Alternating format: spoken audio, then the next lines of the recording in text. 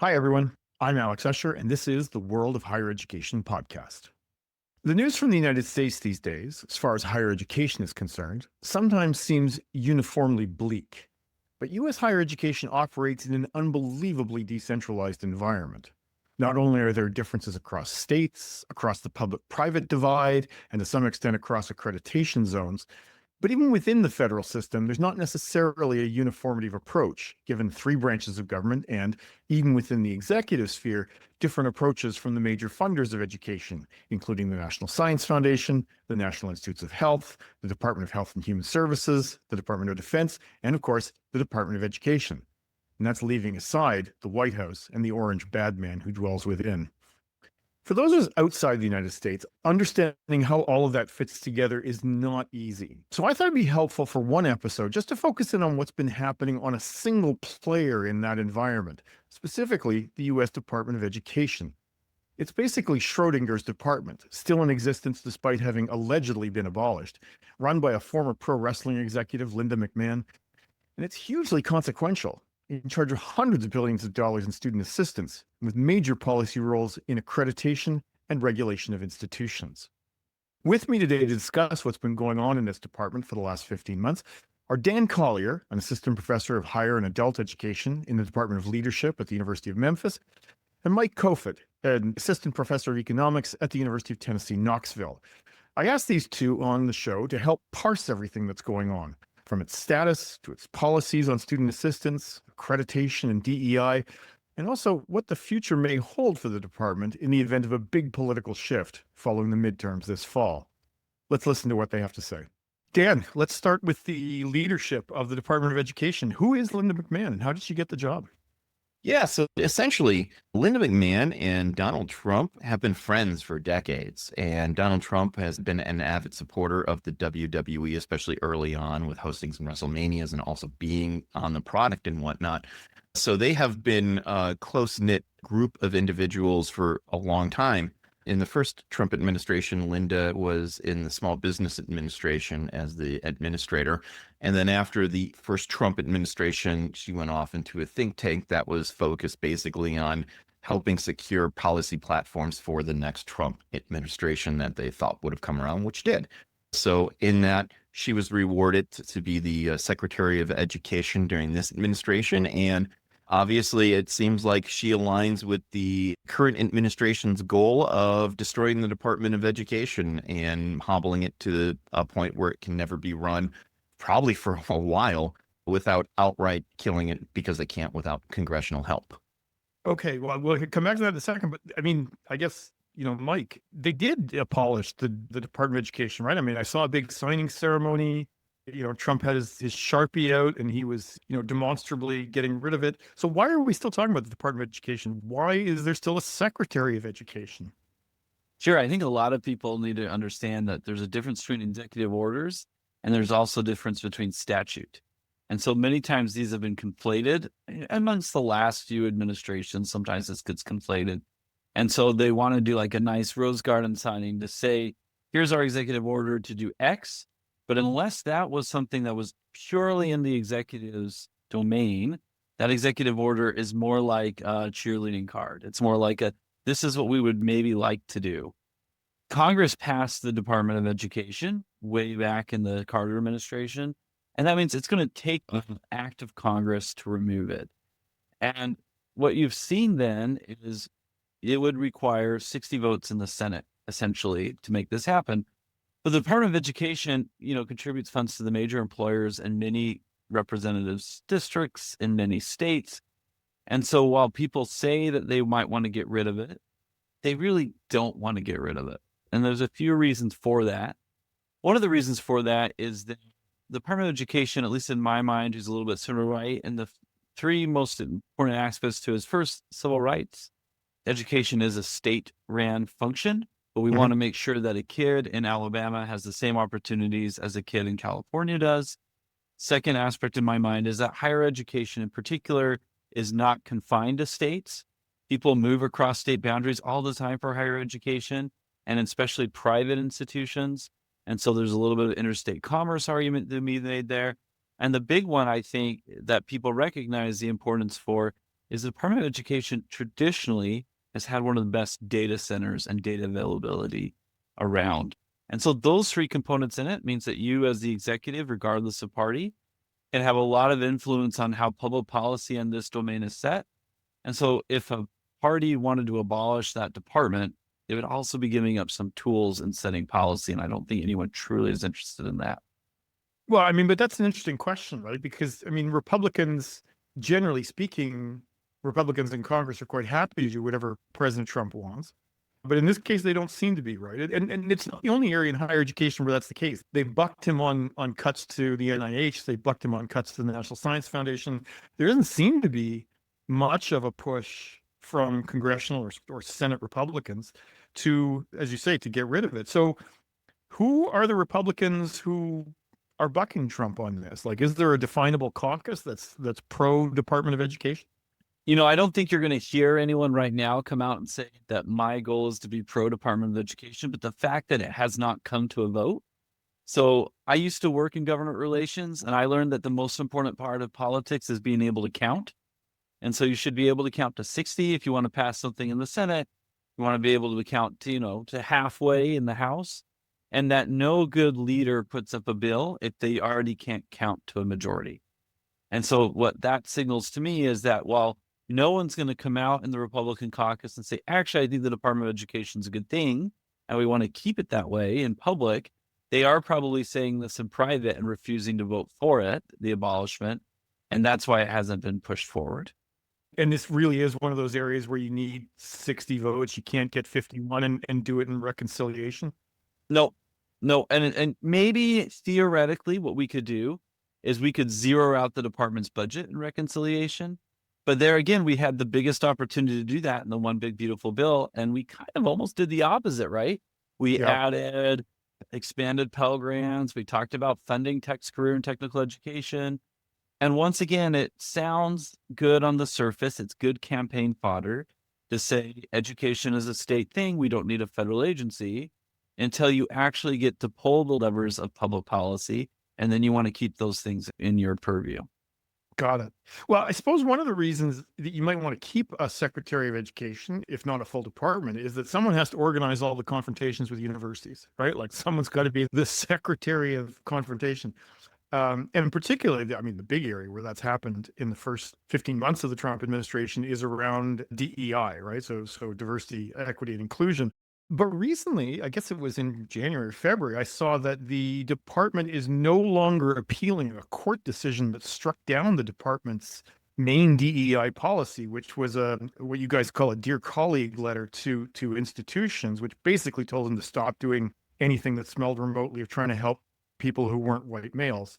So by not appealing that decision, is the department actually changing its policy, or does that just signal a change in tactics? Dan. This isn't uncommon for the administration across many facets of how they operate. Usually they will create an executive order or some kind of policy, and then they will get up to a court case and the court might smack it down or they might walk it back. And this is common in HUD. This is common in other sectors as well. So this is pretty much a standard operational procedure. And it was similar in the first Trump administration, because the goal here isn't to always have the outcome in their favor. The goal here is to change behaviors, and the goal here is to make sure that people are looking, or in organizations are looking over their back, and they're changing their behaviors preemptively. And that's what a lot of institutions have done, and they may continue doing those things in the future. As far as like a pivot, they are starting to look at accreditation issues. They are starting to look at financial aid and tying it to certain expectations. And it's unclear whether they can or can't do that. But if you know, as an administrator, that these things are coming down on you, a lot of people will pivot to start in order to make sure that students, other students that they're not focused on, the general student body, and I'm not saying those other students don't deserve focus, by the way, the general student body and the institution are not harmed to the degree for which they could be. Because an institution like Harvard, maybe they can fight back a little bit like what we've seen. But an institution like Northern Illinois University, no chance of fighting back that way. There's no financial resources to do it. So, it's changing the behavior of people, whether it's legal or not, it doesn't matter. Yeah, and you don't need to get people to follow a certain policy. You need to freeze their action because they don't know what the policy is. right? Like that's the strategy, really. Yeah, absolutely. And you're seeing that with nonprofits across, the board, and not just universities. Again, this is a tactic that they spread out with a wide blanket and not just in higher ed. It's just, we're talking about higher ed right now specifically, though. Yeah, got it. So a few months ago, the department asked institutions to start collecting data and reporting data on admissions based on race. And implicitly, the request seemed to imply that the administration wanted to identify institutions where Black and other minority populations were getting a rising share of enrollments. What's the policy rationale for this? And why did Democrats object when they seemingly had been asking for similar kinds of data for a very long time? Mike. Yeah, I mean, I think there's a few issues at play here. First off is that the department, as it was getting going, is kind of the confusion that you talked about at the beginning. Is there going to be a department or not? Started asking university administrators to fill out very onerous data requests, which kind of gave mixed signals, right? We're going to close NCES, but also this IPEDS. We want this expanded data set, and survey that we want you to fill out. And NCES is the National Center for Education Statistics. Yeah, that's right. Which, is probably one of the best within the federal government, the best collectors of the best data made available to researchers. I mean, there's some great data over in HHS as well, but NCES data is probably the gold standard. So on the one hand, we're saying we're going to cut off these data sets. And on the other hand, we want you to fill out more surveys on this question. I think that kind of really threw university administrators for a loop on what exactly the goal is here. And then you put that in some lawsuits that have been showing that perhaps there has been some of this kind of like reverse discrimination you would hear from other aspects, right? That maybe majority racial and male students were not being able to have equal access to these selective institutions. And so I think Democrats might be asking themselves then, how is this data going to be used? You'd have to go ask kind of them. I think really the issue became a huge request for data from the administration with maybe low trust and a quick turnaround. And that's what I think was really kind of the big issue here. But a court did just strike this initiative down quite recently. Dan, why was that? What was the rationale for the judge's decision? So they likely are able to get this data legally. The judge suggests that this could be a thing that the government could do, but it was the timeline that was a problem. It put undue stress on institutions, and they probably couldn't have even put it all in at the time. So, and then it didn't go through rulemaking procedures and stuff like that. So procedural rather than substantive. Yeah. I would expect the Trump administration to try this again, but in a more measured way, like they've done other things like the public service loan forgiveness kind of authority grabbing and whatnot. And also that they cut all those employees that they were supposed to be calling in and turning this survey into. And so, I mean, as someone, again, who's maybe more on the center right, this always confused me was we want to make a policy pivot away from some things that were blatantly unpopular and maybe a little bit legally sketchy over the last 4 years. And then you fired everyone that would help you comply with those ideas. And so, again, kind of this kind of, I don't know, bag of cats trying to figure out what exactly you wanted policymakers to do. Guys, I want to shift the discussion a bit to talk about student assistance. In this year's budget request, which I think went to Congress about a week ago, I understand there's actually a boost in funding for Pell grants, which suggests to me that the Trump administration now sees some benefit in helping low-income students. Previous budget requests, I think, had sought to lower Pell funding. Why the shift? Mike? So I think one big shift is because the Trump administration, and this is something I actually do agree with them, is seeing the need for career and technical education. And so some of the Pell Grant emphasis that you've seen in here is also the ability to use this at community colleges, at technical colleges, being able to help folks that, one big question that I have is we have a lot of kids that want to go to college or ready to go to college, and college is a fantastic thing for those students. And then you have some kids that don't want to go to college or maybe aren't on that track or their skills live elsewhere. How are we going to get them into jobs that really matter, that pay well? A high school diploma is not going to cut it anymore. So making Pell expanded so that it now can help kids go to technical school, I think that's a great thing. But again, you're going to need the Department of Education to allocate those funds to accomplish those goals. I think also when you ran on kind of populist. We want to help the little man out. It seems very odd to then cut out Pell grants, which are one of the biggest returns on investment and helps get low income kids to college. So maybe a recognition there. And also, I think this is where you might see some congressional and Senate Republicans quietly behind the scenes nudging the administration towards a better solution as well. And, I guess the other issue about student aid is that the Department of Education manages one of the biggest loan portfolios, I guess, in all of the United States, right?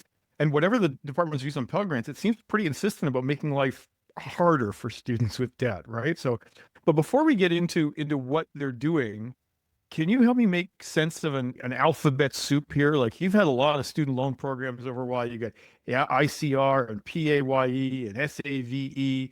What are all these different loan programs, and like, what were the differences, and where does each one stand now? Dan?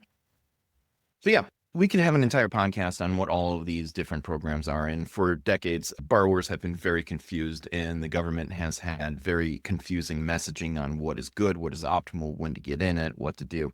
So right now you have essentially IBR, which is the legally mandated one from Congress, and that one will stay. Then you have RAP, which I know we're going to talk about. But then you had pay and repay, which were created by the administrations and not by Congress themselves. And they are going to be phased out here real soon.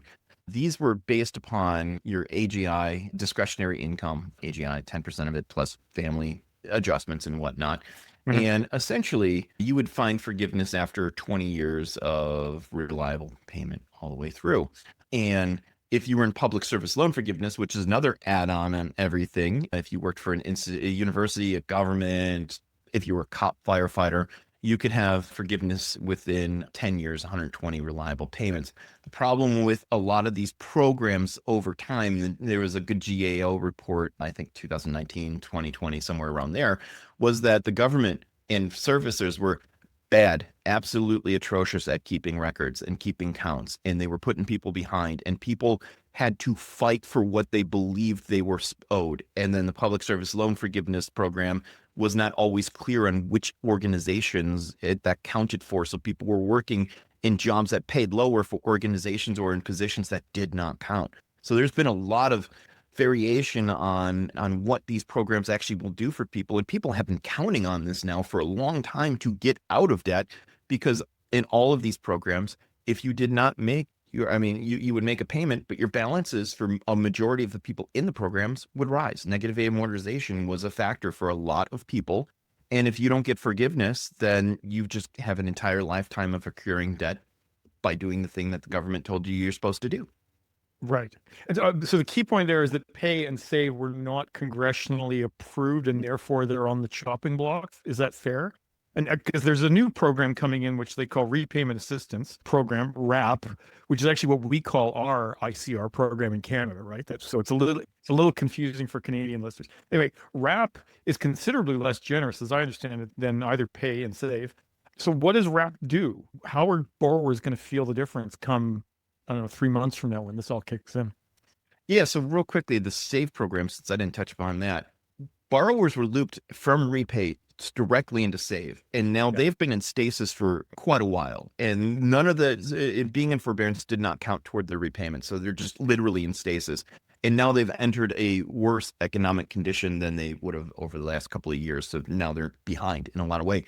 But that program is effectively dead. The Trump administration cut a deal with the people that were suing for it, and the courts told them, cut that deal, you're done. So, and then this RAP program, this is another congressionally approved program. I will say there's one great benefit to the program, especially for newer borrowers and people coming out of grad school with larger debts, in that it does stem at negative amortization. So that's very helpful for people in their mental distress. And when looking at buying durable goods, because that doesn't count towards their debt, it will just not skyrocket like a lot of other individuals have found. But on average, the monthly payments for these individuals will be much higher than it was for SAVE, and higher than it would have been for pay and repay as well. Okay. And it's going to kick in right before the midterms. So that's good news, right? It depends. For some people, it's already kicked in for them. For other people, like on the SAVE forbearance, they have 30 days from July. So yeah, let's be honest, like Mike said about the Department of Ed, they fired a whole bunch of people that are going to be helping other millions of people transition from all these various plans into one of two plans. And I don't expect that to go very smoothly at all. And I can already tell you after talking to people that months are the timeline. They're confused by who's doing what. Additionally, this administration doesn't seem to be focused on keeping some of the servicers up to par with the level of trust that the Biden administration Right. did, or keep them accountable. And it seems like some things are slipping through the cracks as everybody's trying to navigate an extremely confusing situation and time frame. It's probably going to end up like Infrastructure Week or the Iran war. We'll just have another 2 weeks. We'll postpone another 2 weeks. And then 2 weeks will end up with 2 years being done. So maybe beyond November. So look, another area where the department has been active is in trying to achieve reform of institutional accreditation. Mike, what's the administration trying to achieve in this area, and how is it trying to achieve it? And I guess, what are the chances of success? Yeah, I think this has been a battle for a long time because particularly in the for-profit industry, when they couldn't get accredited originally with the regional accreditation, like middle states when I was at West Point, or southern states here at University of Tennessee, what happened was they just went and created their own accreditation industry. And what they said is we're now nationally accredited, because regionally accredited sounds smaller than nationally accredited.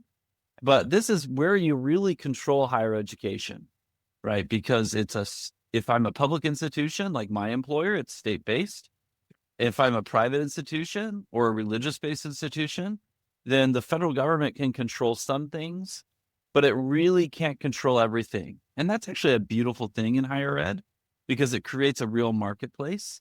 But the accrediting boards are those that kind of create the platform for the basic rules of this marketplace. And so I think there are some things that are very archaic, and there's some things that are making it hard to innovate because of these accrediting boards. Because really what happens is if I can kind of show that nothing's changed from 10 years ago when I last was accredited, then I can kind of get that rubber stamp and move on. And it seems to be kind of a wasteful process of just moving these deck chairs on the Titanic a little bit. And so I could see a world where any administration would be like, well, why are these accrediting boards that are private and not government related the ones that are really calling the policy shots in this market that is a huge part of our federal budget? Now, what's going to happen, though, is if they try to interfere with this too much, then the question's going to be, how do I sort out publics, privates, and religious schools? And I think what you're going to find there is that you're going to either have to fracture these so that, like, if I'm a religious school, I get accredited from a religious accreditation body, or it's just going to find out that these are really way too entrenched and you're going to need a scalpel to get anything done here, as opposed to a butcher knife. Right. So last question, and I'll ask it to both of you. The Department of Education is an executive agency, so it's responsible to the president. But presumably the politics change quite a bit if the midterm elections this fall return a Democratic majority in the House and perhaps the Senate. What will Linda McMahon and the department have to do differently if Republicans lose one or both chambers? Dan, start with you. They're going to be at the Hill quite a bit, answering a lot of questions, and probably very uncomfortable questions to them. And they're not used to that right now. So that'll be interesting to watch. But I don't think they're going to change a lot of their core behaviors. Like the president will create EOs, and the Secretary of Education will engage those EOs, and they will try to freeze people and make sure that organizations and college presidents and whoever else, accreditors, adhere to what they want them to adhere to, regardless whether it's legal or not, or legally justifiable or not. So I just think that this is the playbook that the Trump administration previously engaged the first time around with a lot of policies. Now the guardrails are definitely off because there's not people standing in the way from engaging these things. Additionally, I believe a lot of people believe that the president will just pardon them on their way out, blanket pardons, because he's already done it. And so what's the lever here to force people that you appoint, that you put in your government, to follow the courts, follow the law, if you know that you got to get out of free jail card most likely on the way out? Mike, what's your take? So maybe this is more optimistic, and Dan knows that I can be overly Pollyannish, but I think one of the lessons I'm hoping that we learn is that it is not an effective way to govern truly through the executive branch. And so, I mean, we saw this with the Obama administration to a degree, the Biden administration with student loan forgiveness, and now through the Trump administration. Presidents want, as human nature, they want to have a legacy, but their legacy goes away instantly if they don't work through the legislative branch. And so what I'm hoping will happen here is that a lot of both parties have kind of over time neglected education policy as something that they want to get excited about, that they want to do the hard work on, and instead are happy just to kind of turn it over to regulators in the executive branch. And so what happens then is some of the whiplash that Dan talked about through the student loan forgiveness is because there's no continuity. When I go to get a student loan, I'm not hoping that partisan handovers is going to jolt how my payments are done every 2 to 4 years. And so what I'm hoping that will happen, regardless of the outcome of this election, one, we learned that just because I'm in power today doesn't mean that I'll be in power tomorrow. And so thus I might want to be able to pass things through compromise, through the legislative branch, through a deliberative process, and not just run everything by EO.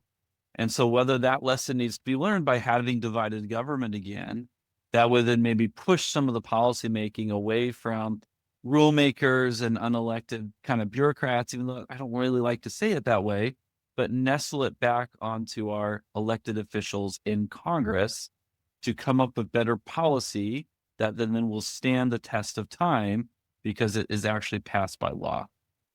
Mike, Dan, thanks so much for being on the program today. Yeah, thank you for having us on. Thank you. And it just remains for me to thank our excellent producers, Tiffany McLennan and Sam Puthek, and you, our listeners and readers, for joining us. If you have any questions or comments about today's episode or suggestions for future episodes, don't hesitate to get in touch with us at podcast@higheredstrategy.com. Next week is a break week, but join us again on April 30th, when my guest will be Nicholas Dirks. He's the president of the New York Academy of Sciences, the former chancellor of the University of California, Berkeley, and the author of a new book, City of Intellect: The Uses and Abuses of the University. Bye for now.